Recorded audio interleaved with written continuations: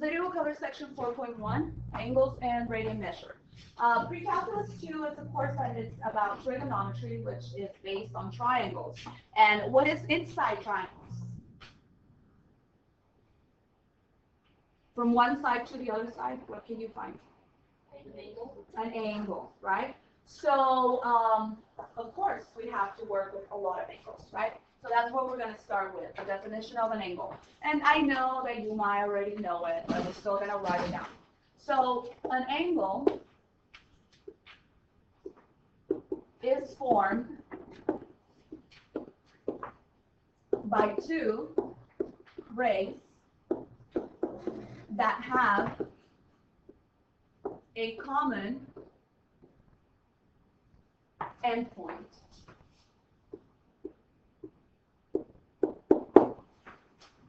So we have here an example. This is one ray. It has one endpoint, and then it extends indefinitely in the other direction. Similarly, we have the other ray. Here's the endpoint. Here's the ray. And then we know it's a ray because it has an arrow on the other side, right? So here's the vertex, and of course, here's the angle. Now, this arrow here, it represents the direction of the angle, and it's going to become important in a minute, okay? So an angle is in standard position if it needs to satisfy two conditions. So one of them is that its vertex is at the origin.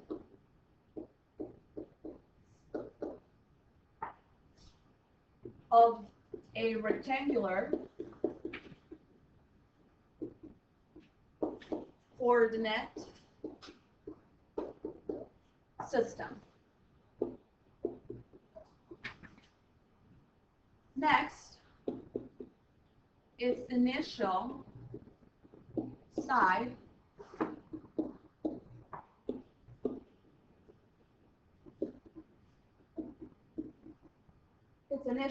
lies along the positive x-axis. So we need to have those two conditions. You already know the origin, the point with the coordinates 0, 0, and we all know that the positive x-axis is right here, right? So these two pictures here represent two angles that are in standard position. And I don't know if you already read that subtitle, negative angles, okay?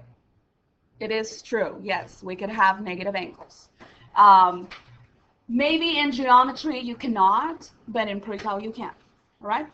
So the difference will be this. By the way, we're going to be using lots of Greek letters to denote the angles. So this letter here is alpha, and it's for they're letters of the Greek alphabet. And this one is theta.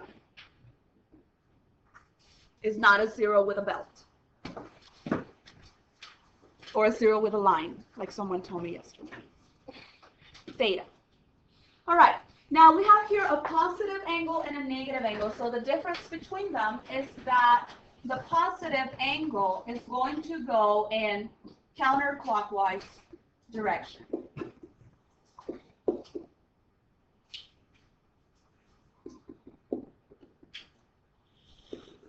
And so the negative angle, what is the opposite of counterclockwise? Clockwise. So remember, clockwise is like this, and then counterclockwise is like that. All right?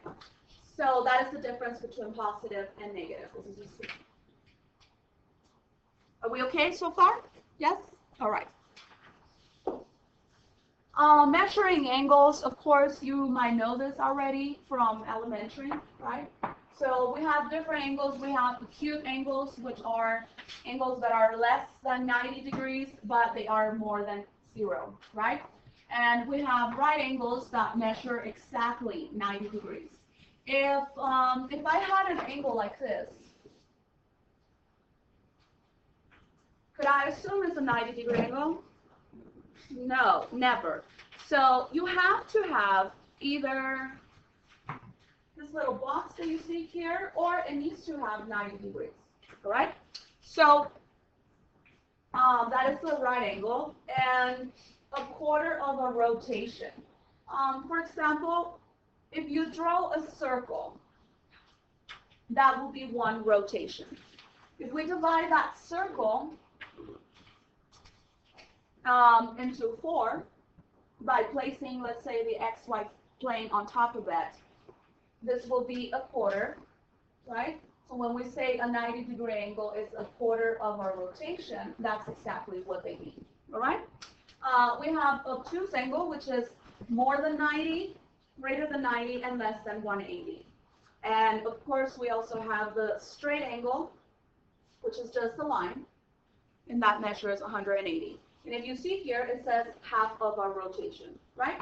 So that is because if we go from here to here, that will be half of a circle, half of one rotation. We're going to talk about more of rotations in a minute. If you just have a line like that, could you assume that this is 180? Yes. Yes, you can. Not for a right angle, but for a line, yes. For a straight angle. Okay, now how can we refer to those angles? We could use words or notation such as theta is equal to 60 degrees. Or we could say things like an angle of 60 degrees. Or we could say things like 60-degree angle. And 60 is just a random number, okay? It doesn't have any significance right now. So if you want to be more precise, then you might say things like an angle whose measure is 60 degrees, right? I'm not so picky about that. This is not an English class. Any questions so far? No? Okay. I promise you, I'm going to teach you very well. I'm really good at teaching this class. Like, it is hard, but I know my material, and you will learn. And if you ask my students who had me for pre-cal last year, they can tell you they learned a lot. And that was very helpful when they took physics. Okay? Right? Not just because we know each other. You can ask other people. Alpha and Stephanie, actually, they took physics last summer at EPCC. And they were the top of the class because they know the trigonometry like this. Okay? All right. Next slide. Radians. Have you guys ever heard that word? A radian. No? Okay. Yep. Is it what?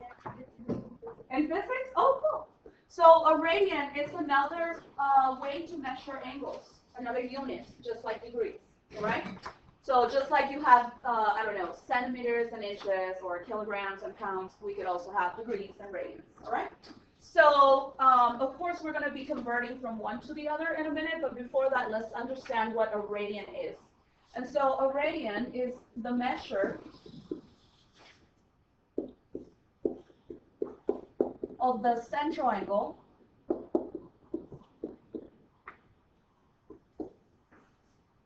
of a circle that intercepts an arc equal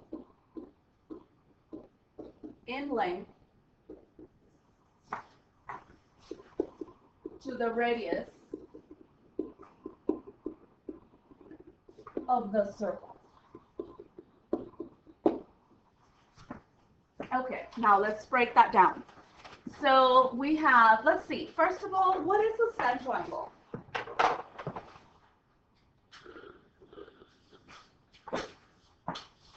Anyone?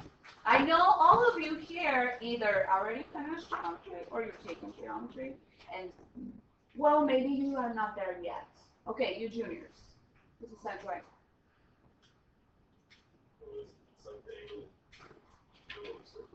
Correct, yes. Very nice, Chris. Very nice. So a central angle is an angle whose vertex is at the center of the circle. Very nice. Someone pay attention in geometry. Okay, so we had that. So we're saying that that central angle intercepts an arc. What is an arc? Yeah. Here, trace it. Yeah, trace it, go for it. someone else paid attention in geometry. Very good. Oh, oh well, it's so that is the intercepted arc. It's like a little piece of the circle, okay? It's not a parabola. Someone was arguing with me yesterday that it looked like a parabola, and I was like, no, nothing to do with a parabola. It's just a little piece of the circle. In fact, a whole circle could also be considered an arc. So let's see, the radian measure, if I was to, and I'm going to give you a little demonstration in a minute. If I was to measure this radius, okay, it will be straight, right, straight line. But if I was to curve that line, this blue line, and just curve it like that, it will be the exact same thing as this arc. All right? So I'm going to prove that to you. Unfortunately, I cannot do it on the smartboard because the projector distorts the image a little bit. So if you see, this is not actually a circle. It looks like an oval to you, right? Yes? So I'm going to have to draw a circle on the board and then show you. So I'm going to pause the video for a minute.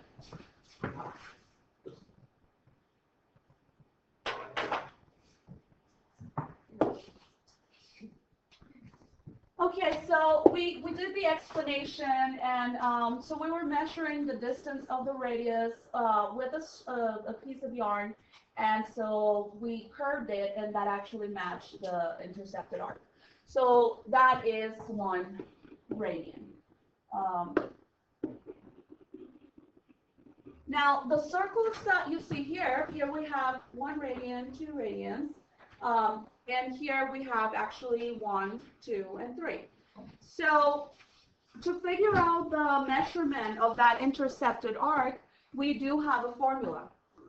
And I want you to, I know the picture is pretty obvious, but I want you to look at the formula because we're going to derive something else from there in a minute.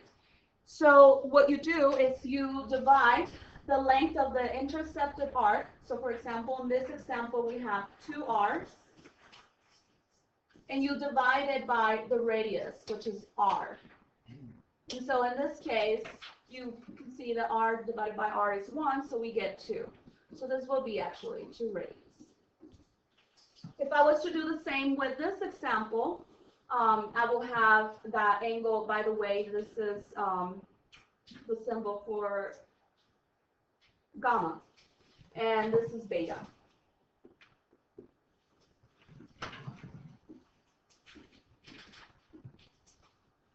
So if I was to do the same for this one, the way you find the measure of gamma will be the length of the intercepted arc, which is 3r, divided by the radius, which is r, and that will equal to 3 radians, to be more specific. Okay, let's go to the next slide. Now, this is the same formula that we were just talking about. And so what we have here is theta is representing the angle measurement.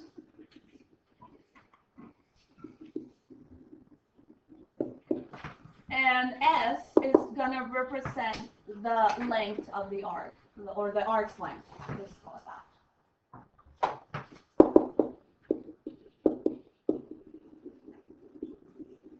Okay, and of course R is the radius. Now, one thing here is that you must, and I want you to write this with your highlighter or something, you must, when using this formula, you must use radians. There's another formula that is actually derived from this one that is the same case. You must use radians. If you don't use radians, your answer will be wrong. So let's go ahead and answer this question here. So it says a central angle, theta, in a circle of radius 6 inches, intercepts an arc of length 15 inches. What is the radian measure of theta? So we want to know what is the measurement of that circle, of that angle, right? Of that central angle. So we're going to use the formula theta is equal to S divided by R, and the units are radians, of course. So we have here the measure of the arc length is 15 inches. And the measure of the radius is 6 inches.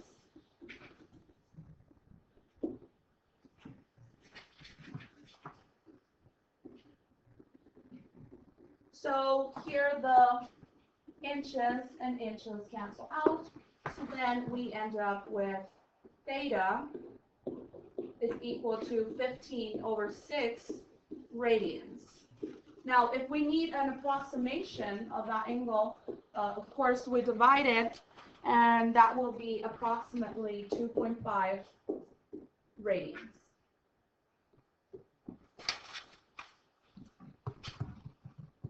Okay, so those are those easy problems that I was talking about that you should do at home, not at the lab. Okay, you want to get those leave those hard problems for the lab time. All right, any questions so far? No? Okay. You guys are so quiet today. It's scaring me. Maybe I should put Ruby back with the bed and Brandon back with Sassini. Yes? So S stands for the length and does it stand for distance or anything? It will be the S, it stands for the arc length. So it will be like this little piece right here.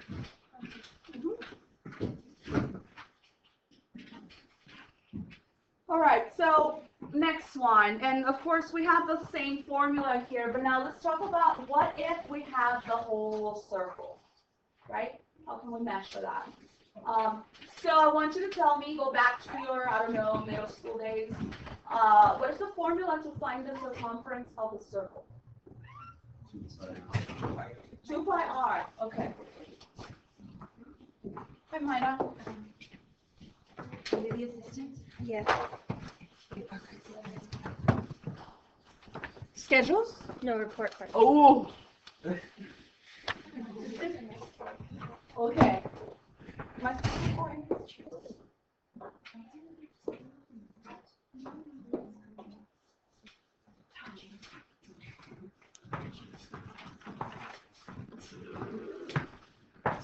Okay. Let's go back to that question. So you guys tell me 2 pi r, right? Yes. In case you are thinking about pi r squared, that's the one for area, all right? Okay, confused. There's another word for circumference, and that will be pi times diameter, right? And so the 2 and the r, they account for the diameter. That's why we have 2 pi r. So let's just stick to that one. So S, and now we're talking about the whole circle, okay? So to get the circumference, it will be 2 pi r. Just the formula to get the circumference. That's the arc length of the whole circle, if you consider the whole circle. And then for the radius, let's just call it r for radius, because we don't have a number for it. So if we do that here, r divided by r is equal to 1, so we say it cancels, so we get 2 pi. So what that means is that a circle in radians, it measures 2 pi. That's what it means. What about in degrees?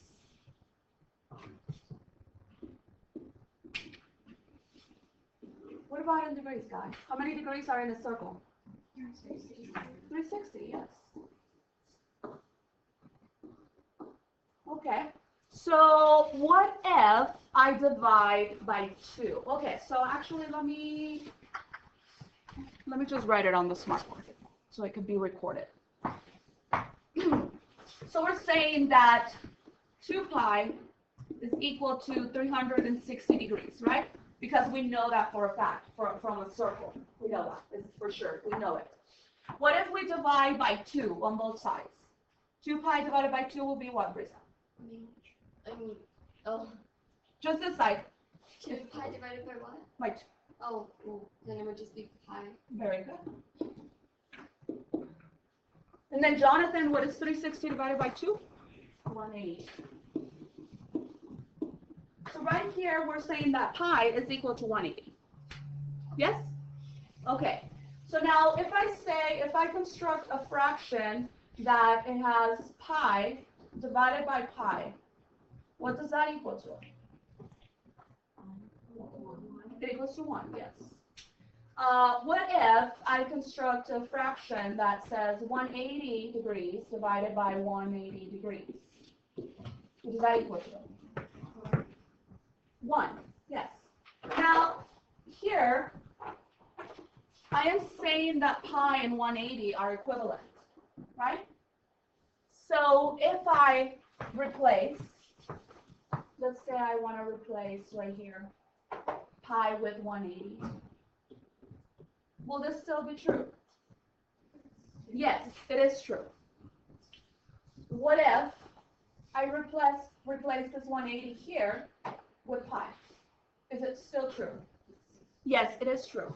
So these two things are going to be called the unit conversion factor.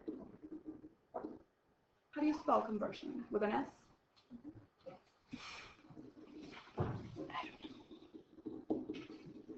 Okay. Now, that is the same thing that we have written here. Now, I'm going to show you a very easy way to remember when to use which, okay? So it says here, when you are using, to convert from degrees to radians, you will use the one that has pi on top. When you are converting from radians to degrees, you will use the one that has pi on the bottom. Now, let's go ahead to the next slide and answer the questions. So we're going to convert 30 degrees to radians.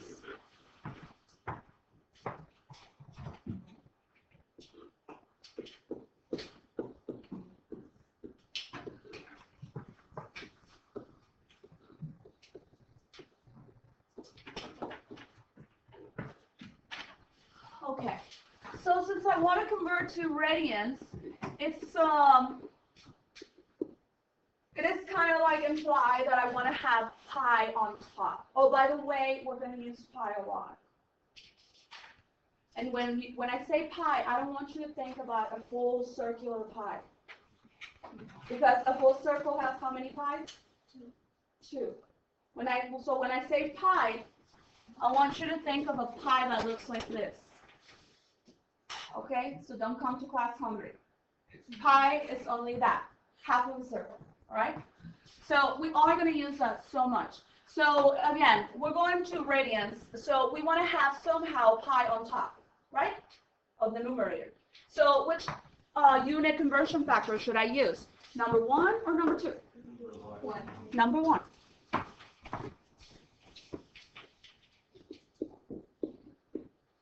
Okay, and then so we multiply straight across. So 30 times pi. And here the degrees, they cancel out. And here we have 180. Somehow I missed the units. They should be here. They should be radians. Okay, now here what we're going to do is simplify it. We're not going to actually divide 30 times pi by 180 and then approximate it. We don't want to do that. We're just going to simplify. So you could tell that both numbers can be divided by 30, right? So what is 30 divided by 30? It's just 1. So 1 pi. And 180 divided by 30. What? 6. Very good. So pi over 6. Very nice.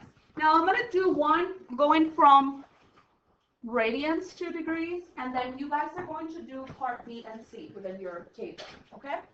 So let's see, this one here I have pi over 3 radians, and so I want to convert that to degrees.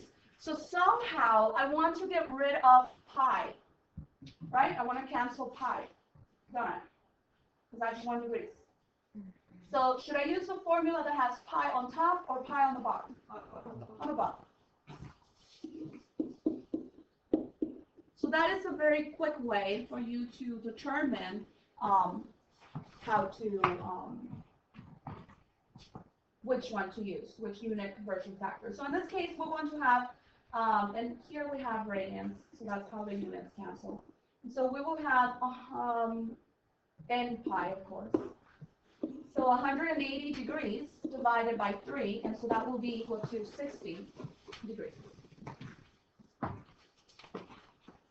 Okay, so I want you guys to work on problems B and C from example 3 and from example 2, okay? No calculadora.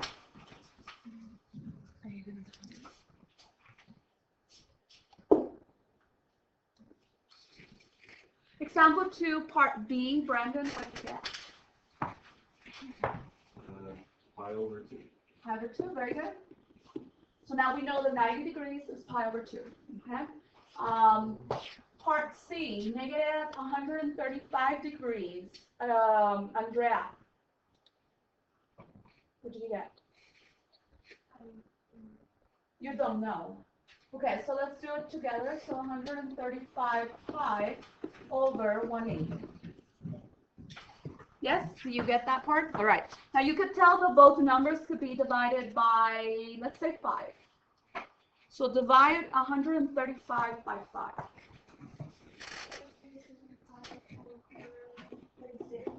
Over 36. And now both of those numbers could be divided by 9. So this will be negative 3 pi over 4. Notice that's a negative angle, so that is going to be in this direction, right? Clockwise. All right, so now let's go to example 3. And so for part B,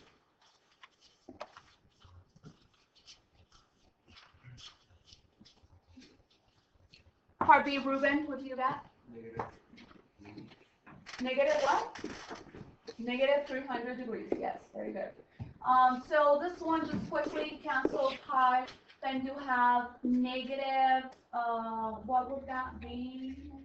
900 divided by 3, and so that gives us negative 300. Okay, and part C, since I did not record that part, we have 1 radian. We do the same steps, multiplied by the unit conversion factor. Then we get 180 degrees divided by pi. In this case, we do have to get an approximation with the calculator. But don't worry, this type of question will not be on the test. All right, so next problem. Next slide. Now, right here, remember, we already established that a complete turn to a circle is how many pies? 2 pies, right? Half a circle is how many pies? 1 pi, right? So right here, here's 1 pi. So there are some angles that we're going to have to be very familiar with, and they're actually called special angles, okay? So some of those angles, of course, are going to be 2 pi and pi, and of course pi over 2, you guys already know that one, right? And so if we were to do to divide that, we could have that start here at 0, and if we divide the circle into, let's say we divide, I'm going to cover this for a second. Half of a circle is pi, right?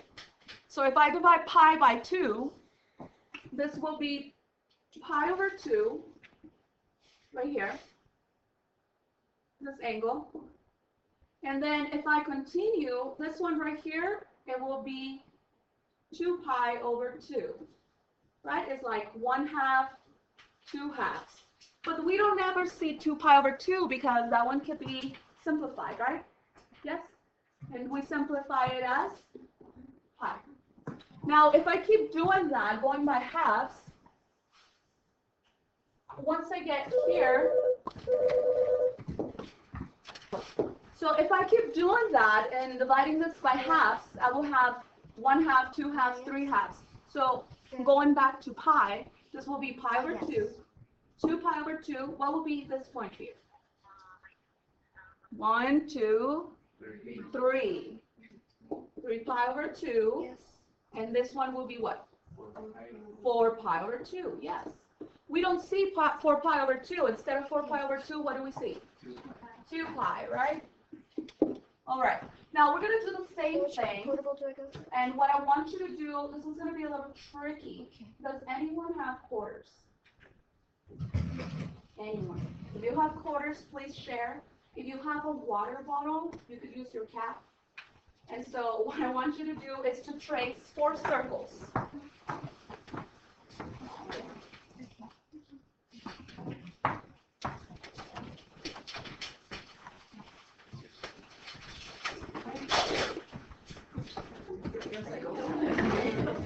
Hey.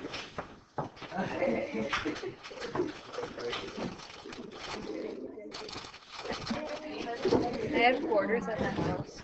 We did? So I need you to draw 4 circles. This one is a little up.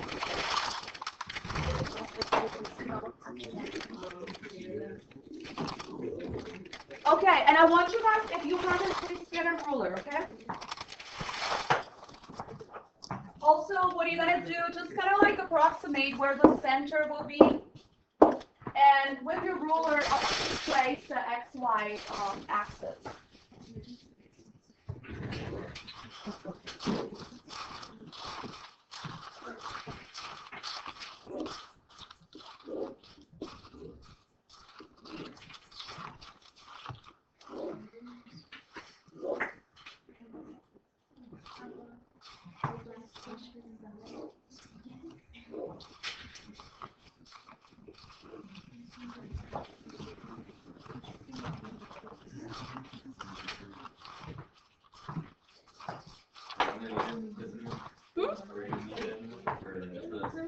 Anyone? Yeah, the quarter is just to draw 4 circles, and then you can go back to the owner, please.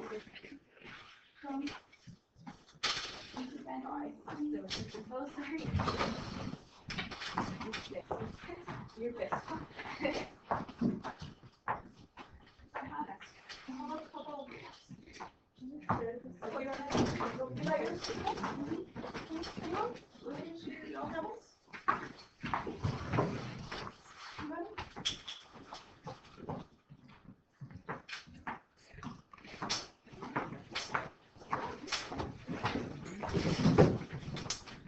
Okay, so what I'm going to show you is I'm going to explain. Do you know what slicing is? You're cutting something? Yeah, in cooking, yeah, right? You know what it is, right? So you cut something into pieces, into chunks, whatever, you know. So what I'm going to do, I'm going to try to slice the unit circle. So I'm going to teach it to you in parts, okay? So ultimately, what we want to achieve is I want you guys to be able, on your own, without looking at anything, to be able to construct this.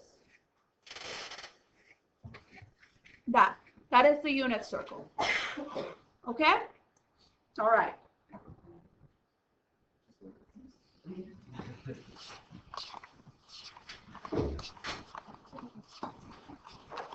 Okay, I'm going to need my special toolbar. I don't know why it keeps disappearing.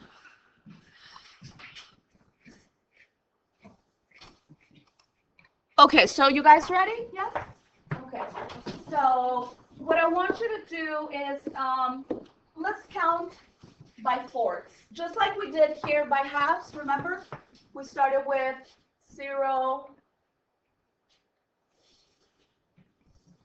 We started with 0, and then we went to pi over 2, and then we went to 2 pi over 2, and then we went to 3 pi over 2, and then we went to 4 pi over 2. I want us to do the same, but by fourths, okay? So when I say that, this is what I mean. We start at 0, and then right here, I want you to trace. It's actually the identity function. You could use your ruler and divide each quadrant in half. So something like this. Like you're tracing y equals x.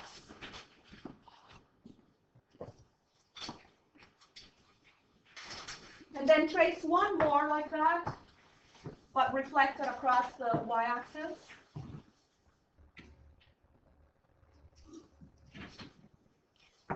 So we divided each pi, okay, remember, pi is only half of a circle, right? We divided each pi into how many parts? 4, right? So we're going to label them. So 0, pi over 4, 2 pi over 4, 3 pi over 4, 4 pi over 4. And I already know that it's equal to pi, but trust me, this is for a purpose. Then we have 5 pi over 4, 6 pi over 4, 7 pi over 4, and the very last one will be what? 8 pi over 4, yes, which is equivalent to 2 pi. Okay, so for the next one, we're going to divide each pi, and remember pi is only half of the circle, right? Only half, don't forget that. We're going to divide each pi into 3. So you're actually, how many degrees are in half and 1 pi?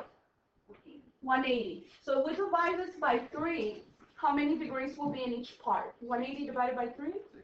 60. So we need to account like 60 degrees from here to here, and that happens somewhere here. That's 60 degrees. It will be like 30 degrees away from that 90. Just kind of estimate. You don't have to be exact. You could also extend that line in this direction.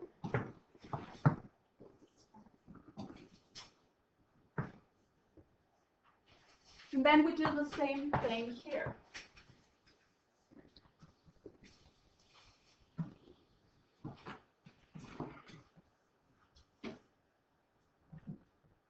So now we're going by thirds, meaning the denominator is going to be 3, okay? So we start at 0. This will be pi over 3. This will be 2 pi over 3. And then we also need to account for this one. So I'm sorry. I'm going to just plot points where we need to label, okay? Maybe I should do that.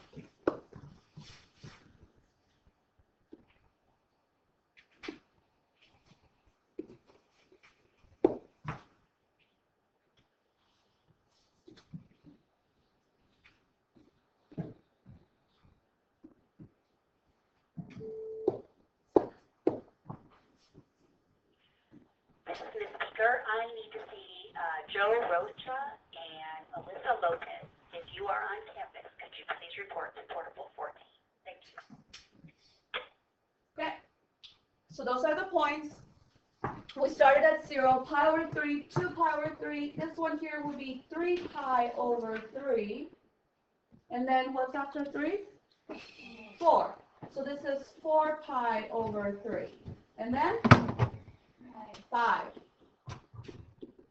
And then to complete the circle, that will be 6. All right, great. Now, let's go ahead and do the same thing. But now we're going to divide each pi. Remember, pi is half of the circle. Each pi into 6 parts. All right? So how many degrees are in 1 pi? 180. So 180 divided by 6? 30. So we're going to be doing things like right here. Right there. And then you could. So each quadrant, basically each quadrant will be divided into 3. Maybe that will make it a little easier to you.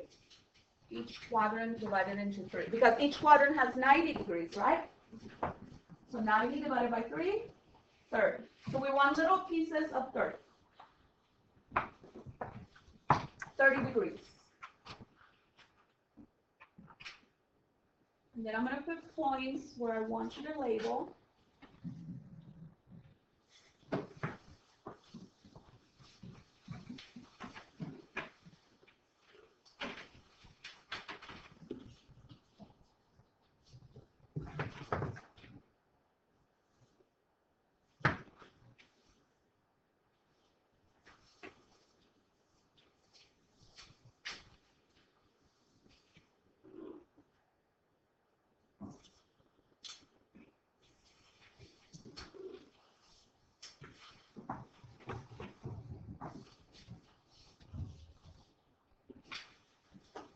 So 3 parts in each quadrant.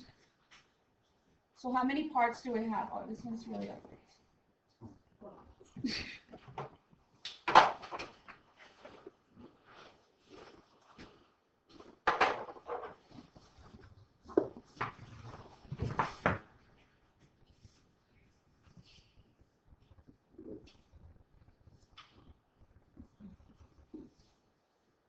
All right, so now in this case, we're going to go by the denominator is going to be a 6. All right, so we start with 0.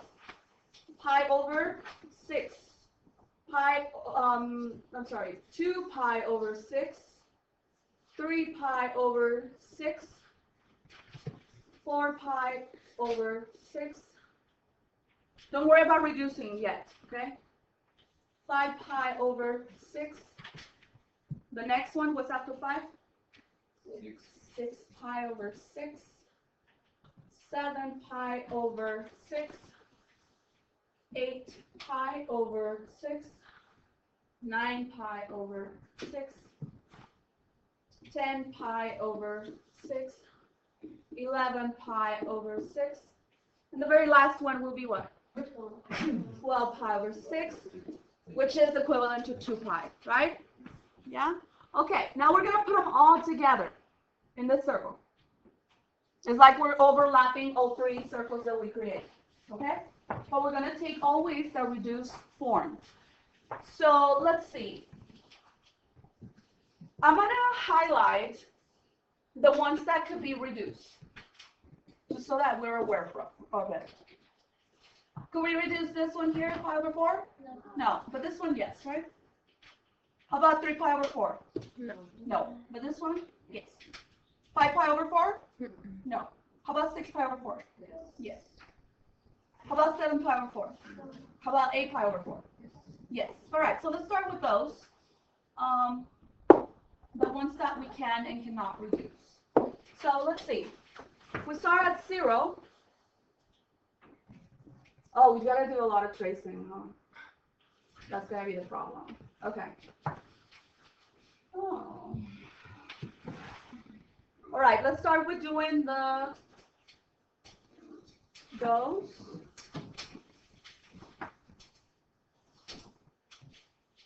And so this will be pi over 4. Instead of saying 2 pi over 4, what will be the reduced form? Pi over 2. Pi over 2. Did you say that? No. The next one is 3 pi over 4. The next point here, should we use 4 pi over 4? What should we use instead? Pi. The next one, 5 pi over 4, right? We agreed we cannot reduce that. The next one, we're not going to use 6 pi over 4. What can we reduce that into? 3 pi over 2. Next one, 7 pi over 4, and that's it. That's what we will use. And the very last one, which used to be 8 pi over 4, reduce into 2 pi. Nice. Very nice. Okay. Now, what we're going to do is just divide each quadrant. Look at me. So I'm going to work on quadrant 1. So I'm going to divide it into, ignore the purple line. And so we're going to do this. Like we're dividing it into 3. This is 1 part, 2, and 3.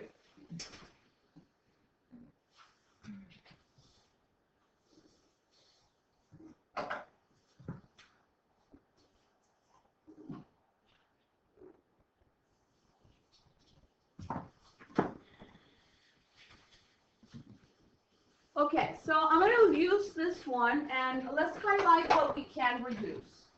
Can we reduce pi over 6? No. How about 2 pi over 6? Yes. How about 3 pi over 6? Yes. Oh, we already took care of that, actually. Can we reduce 4 pi over 6? Yes. 5 pi over 6? 6 pi over 6? 7 pi over 6? 8 pi over 6? 9 pi over 6? Yes. Divided by 3? We already have it. It's 3 pi over 2. How about 10 pi over 6? How about 11 pi over 6? How about 12 pi over 6? Yes. However, some of them we already took care of. So let's get started.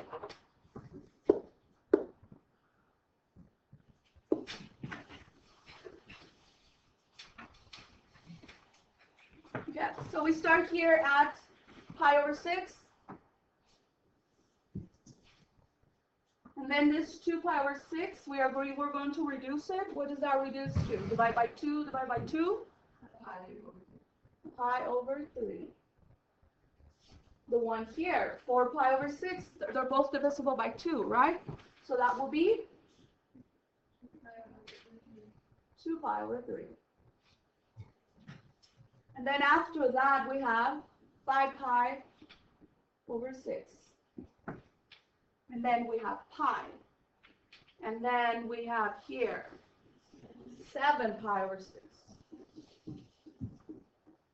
And then we have right here, the one that we need to reduce, 8 pi over 6, divide by 2. What would that be? 4 pi over 3. And then the last one that we need to reduce here, 10 pi over 6, divide by 2, divide by 2.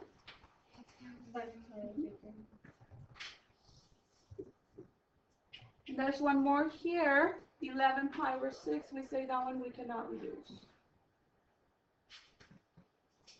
All right, so there's your unit circle and radians.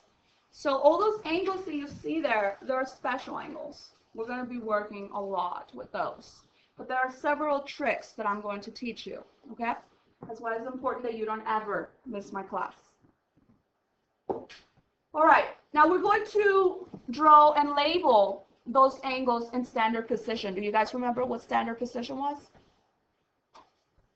The vertex is at the origin, and the initial side is at the positive x-axis. Very good. Okay, so the very first one, and by the way, here's theta, that's a symbol, alpha, beta, and gamma. So for angle theta is pi over 4. I think you guys are familiar with that one already, right? Do you guys know what that is equal to in degrees? 45 degrees. All right, 5 pi over 4. So we have here that's 1 pi over 4. Wasn't it here? Isn't it this pi? Yeah. Right? What was that in fourths? 4 pi. 4 pi over 4. But I need 5 pi over 4. So how many pi over 4s am I past pi? Okay, doesn't make sense. When you ask someone the time and then they say, oh, it's 15 past 2. That means that the clock got to 2 and then it went, the minute hand got to 12 and then it went down to 3, right? So in this case, what I mean is, from here to here I have 4 pi over 4 and I need one more pi over 4 right there to put me at 5 pi over 4, okay? All right, next one. Now we have a negative angle for beta, and so that one is going to be in the opposite direction. So I'm going to have to go in the counterclockwise direction. So, I'm sorry, in the clockwise direction. So I'm going to start here at 0, and then right here, that is 2 pi over 4, right? Because it's pi over 2. And then how many more pi over 4s do I need? One more. So right there. How do we represent the direction of the angle? We draw an arrow at the terminal side. Okay, so that's a positive angle. This one is a negative angle. But they do have something in common. Can you guys tell me what it is?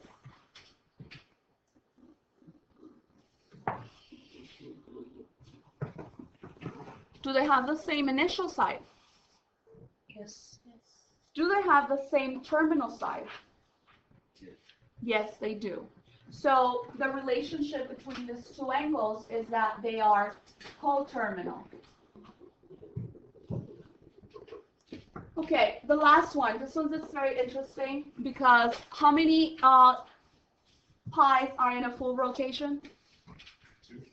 2 pi, right?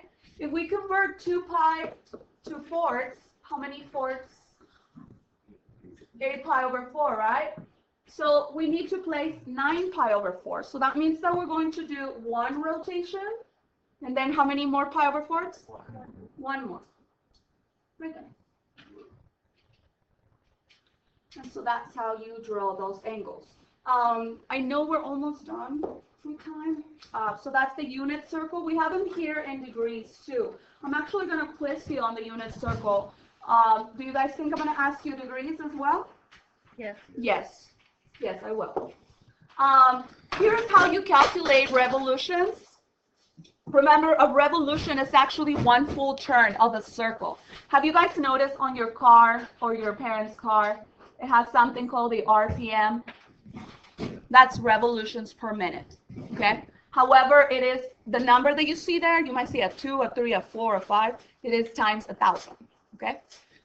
So right here, if you want to calculate, if you want to go from revolutions to degrees or to radians, what you do is you multiply by 2 pi. So 1 revolution is 2 pi or 360 degrees. If we look at half of a revolution, we already know it's 180 degrees, right? So that you can obtain that by multiplying the revolution times 2 pi. So half revolution is pi.